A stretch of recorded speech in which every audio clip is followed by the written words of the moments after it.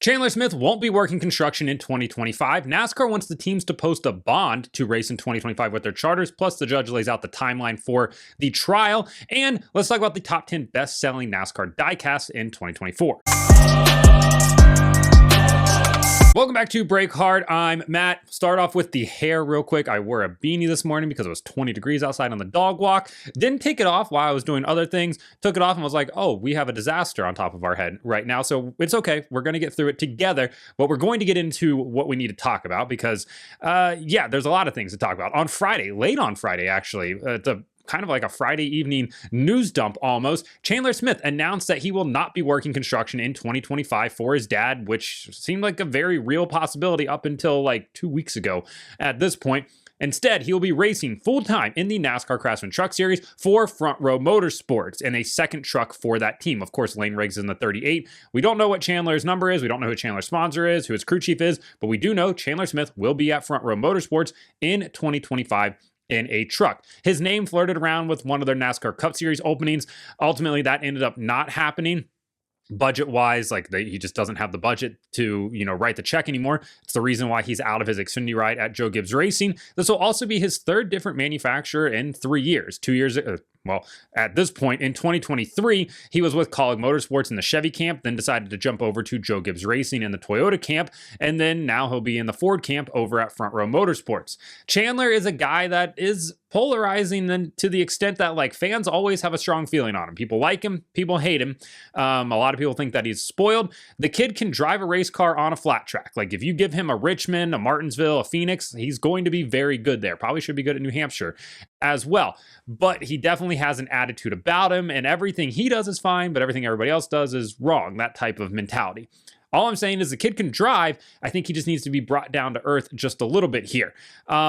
Doesn't have the family money, like I said, kind of funding him anymore. Front Row kind of taking a flyer on him in this situation. Interested to see where the funding's coming from and who the sponsors are going to be. But this is a very, very good landing spot for Chandler. If you could be like, hey, you're going to get into one of the most competitive Truck Series rides with a team that has won championships, has won races, looked really stout with Lane Riggs last year, even though he didn't make the playoffs, still won 2 races in the playoffs.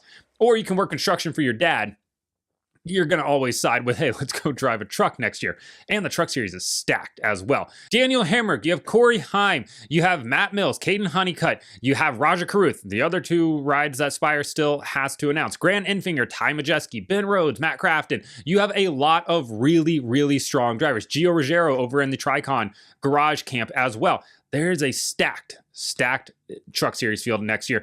One that I didn't necessarily expect. I thought it was going to be a lot of Corey Heim running away with this thing. Now I feel like there's some pretty stout competition for him into next year. And for Chandler, really good landing spot. Moving on to the NASCAR lawsuit. Obviously, in the last video, we talked about how the teams got a massive win as Judge Kenneth Bell sided with them, granted their injunction, and also told NASCAR that they have to allow the Stewart-Haas Racing charter sales to go through and transfer those to their new teams, 2311 Racing and Front Row Motorsports. Trackhouse has already taken possession of theirs.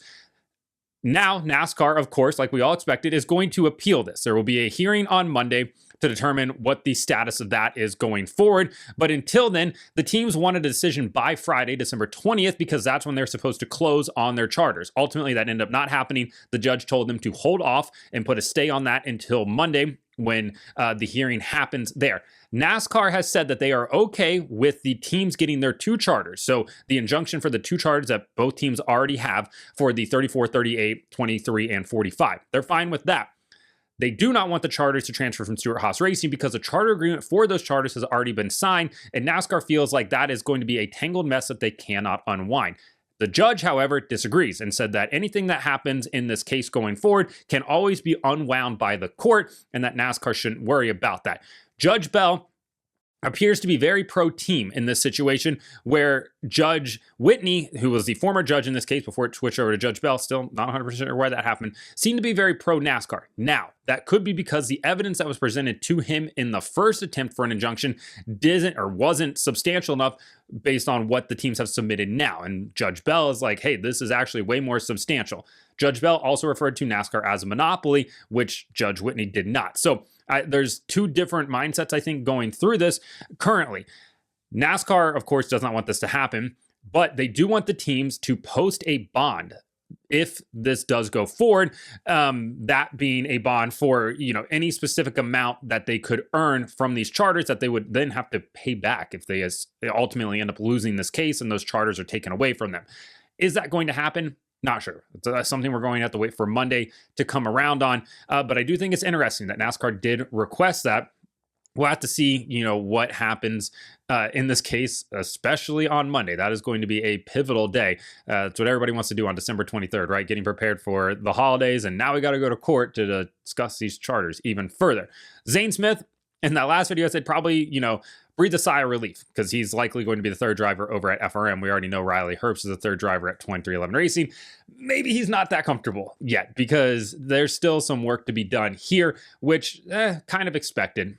That definitely expected NASCAR to appeal it. The judge, however, though, did lay out his timeline for this case. And for a federal antitrust case, we're talking about a pretty quick fast track for it. And he wants to have it wrapped up before the start of the 2026 season. There will be a hearing on January 8th where they will determine NASCAR's motion to dismiss this entire case, as well as some other motions will be talked about there. That is the first date. Then you have September 19th, which is the deadline for discovery. So from this point going all the way until September 19th is the discovery period. Both sides can do all the research, get all the information that they need and go into that. And then on December 1st is when the trial starts. So like I said, he wants to have this wrapped up by 2026.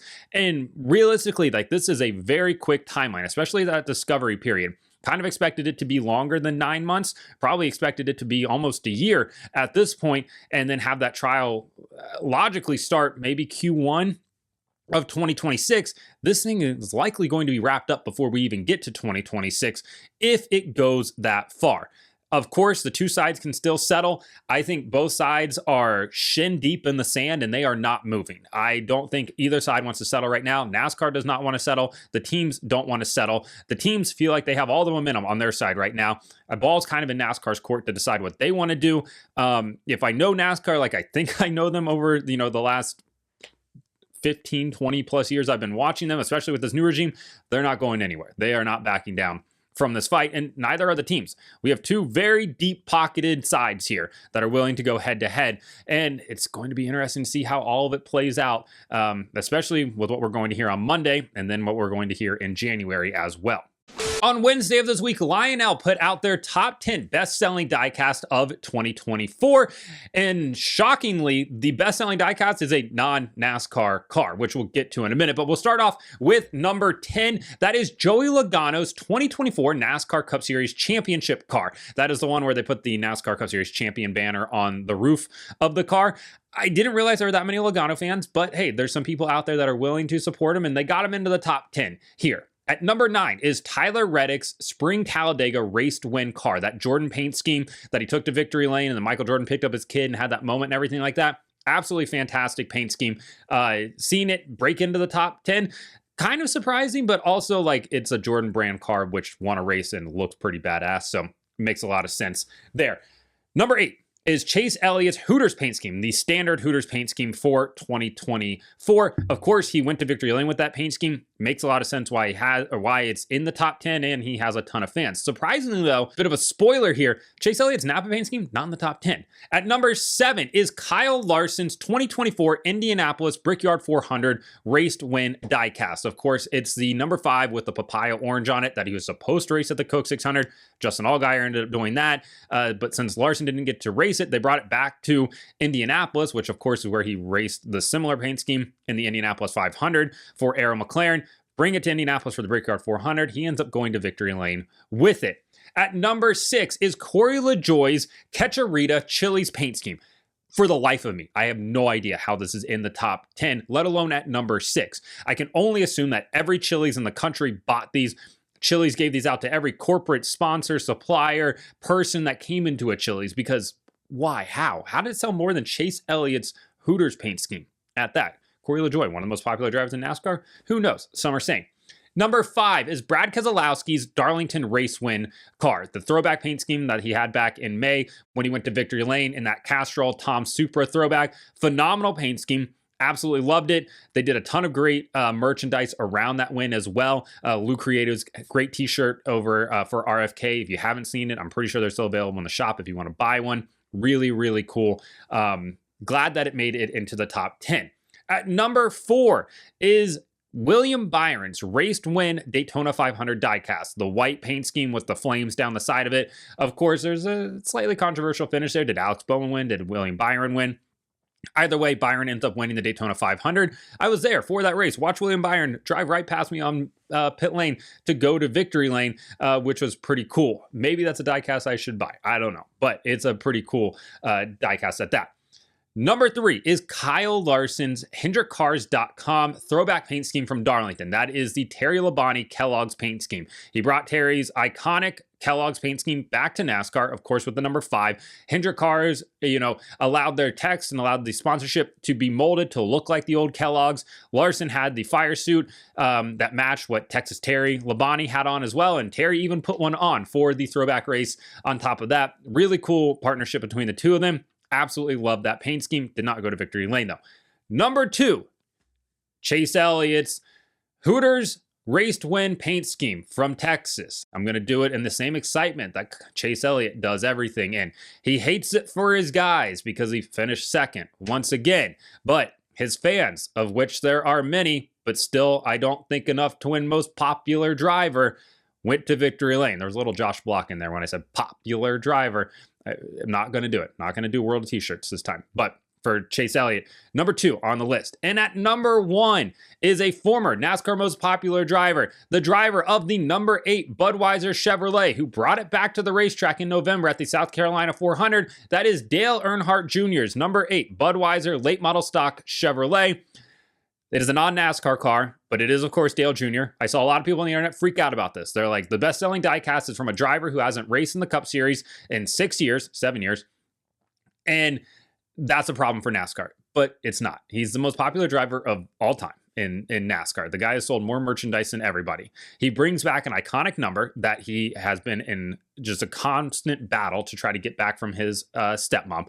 And then he combines that with the iconic sponsor of that number and then puts it back on a racetrack and sells merchandise for it. Yeah, it's absolutely going to sell.